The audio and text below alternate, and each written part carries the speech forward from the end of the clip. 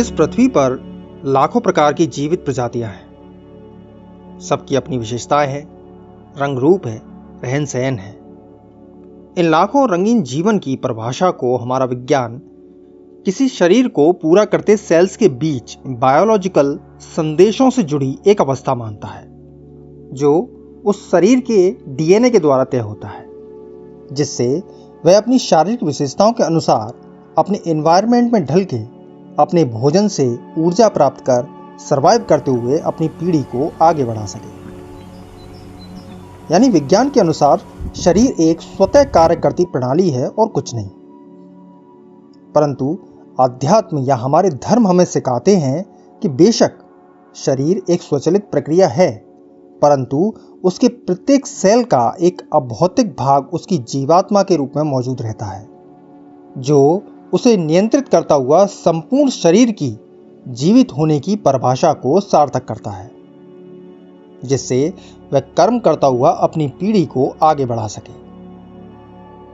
हालांकि शरीर के जीवित होने के पीछे एक जीवात्मा के आध्यात्मिक दृष्टिकोण से विज्ञान एकमत नहीं हो पाता, और इसका कारण है विज्ञान का भौतिक साक्ष्यों पर यकीन करना, जिन्हें देखकर और महसूस कर पुष्टि की जा सके। परंतु एक जीवात्मा को ना तो देखा जा सकता है और ना ही पुष्टि की जा सकती है। तो सत्य क्या है? इसका पता लगाने के लिए आप किसी भी मिट्टी से बनी मूर्त को देखिए। उसके रंग रूप आकार जिसे हम देख और महसूस कर सकते हैं, जैसा विज्ञान एक शरीर को देख के करता है। परंतु दूसरी तरफ इस खाली मिट्टी को देखिए, जिसका कोई आकार नहीं। परंतु क्या फर्क है इन दोनों में? दोनों एक ही तो है। मिट्टी का एक आकार हो गया तो वह भौतिक, और बिन आकार के वह अभौतिक। ठीक इसी प्रकार शरीर और जीवात्मा का रिश्ता है।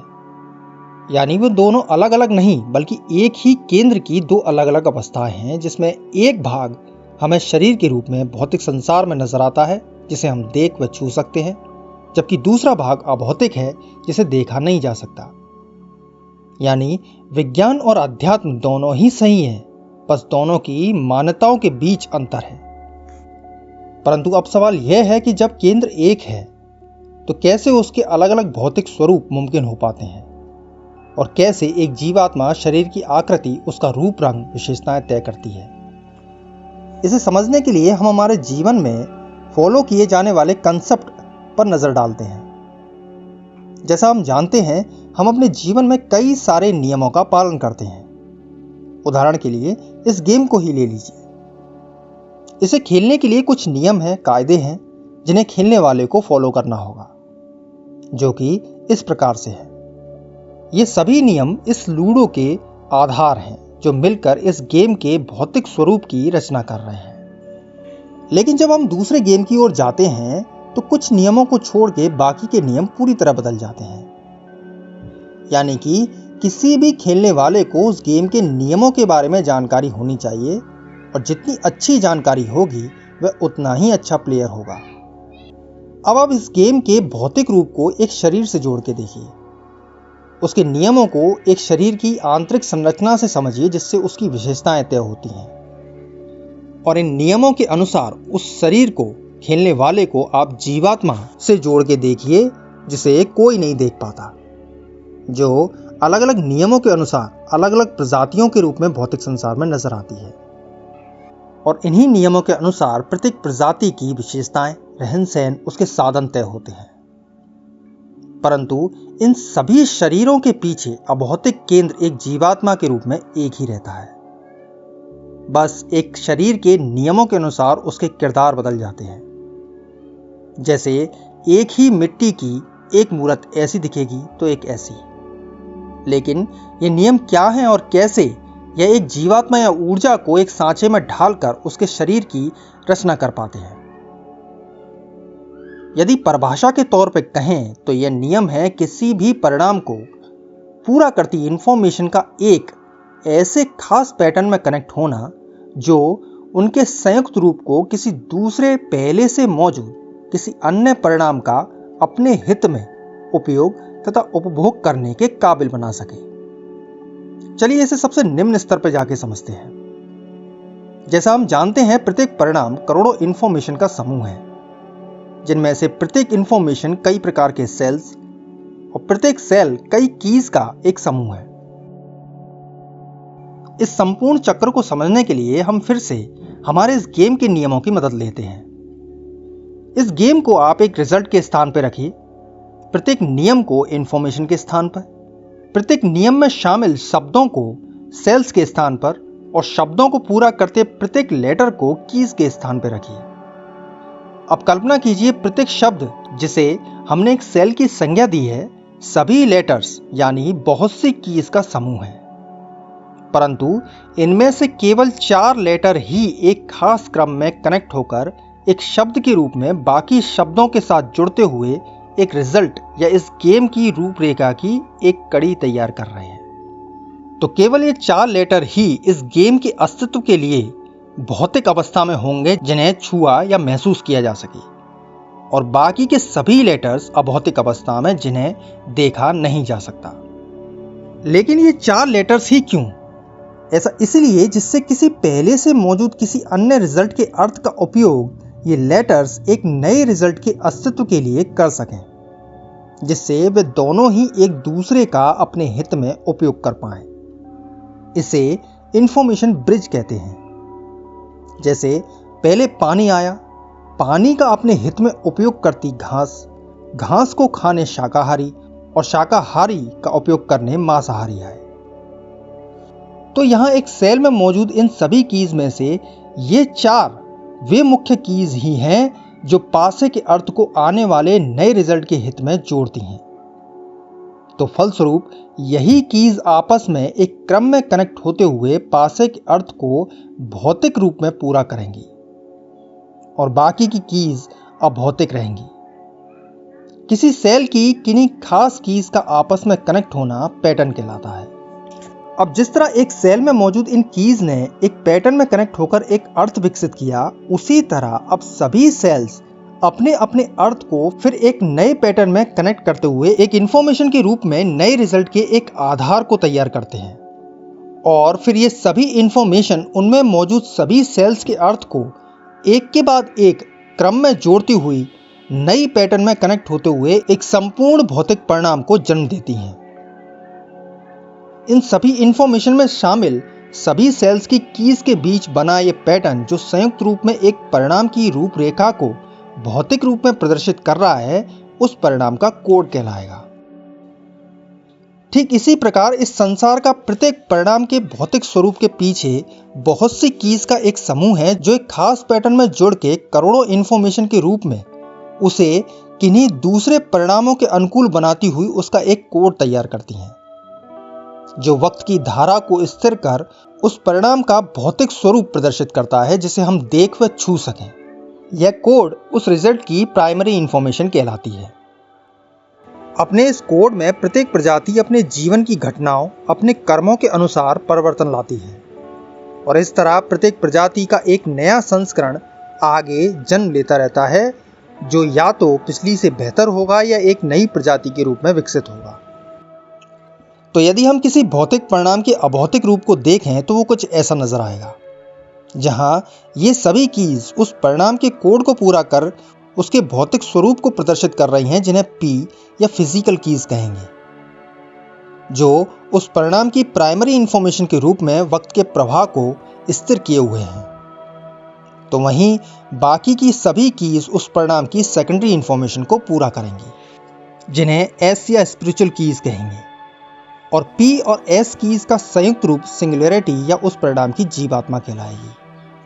तो पहले से मौजूद कोई परिणाम जब संभोग या निषेचन की क्रिया से अपनी प्रजाति का एक कोड तैयार करता है, तो सिंगुलैरिटी में मौजूद कीज केवल उस कोड के अनुसार एक खास पैटर्न में कनेक्ट होती हुई उस प्रजाति के पहले से बेहतर अवस्था के रूप में उसका भौतिक स्वरूप तैयार करती हैं। और यदि कोड दूसरा हुआ या किसी अन्य प्रजाति के द्वारा तैयार कोड है, तो वे इस कोड के अनुसार कनेक्ट होकर एक दूसरे परिणाम का भौतिक स्वरूप को प्रदर्शित करेंगी। जैसे यहाँ इस पासे की बजाय इस बैट के अर्थ को पूरा करने के लिए ये कीज इस क्रम में जुड़ेंगी, जिसका अर्थ और रंग रूप पिछले रिजल्ट से पूरी तरह अलग हो जाएगा। यह सिद्धांत दर्शाता है कि एक ही सिंगुलैरिटी या जीवात्मा अलग अलग कोड के रूप में अलग अलग भौतिक रूप में जन्म ले पाती है, बशर्ते उसके पास एक कोड को पूरा करती सभी कीज मौजूद हों। और यदि ऐसा ना हो तो वह परिणाम या तो पैदा ही नहीं होगा या विकृति के साथ जन्म लेगा। तो इस तरह इस संसार में जो कुछ भी हम देख, छू या महसूस कर पाते हैं वह दरअसल वक्त के प्रभाव को स्थिर करती कीज का अलग अलग कोड के रूप में एक संयुक्त रूप है, जिसे विज्ञान देख पुष्टि करता है। और जो कुछ भी अस्थिर है या हमारे वक्त के परे है वह नजर नहीं आता, जैसे किसी भौतिक शरीर का अभौतिक रूप या जीवात्मा। लेकिन अब सबसे अहम सवाल यह है कि सिंगुलैरिटी या जीवात्मा का एक भाग में वक्त की गति स्थिर होकर भौतिक रूप में परिवर्तित कैसे हो पाती है।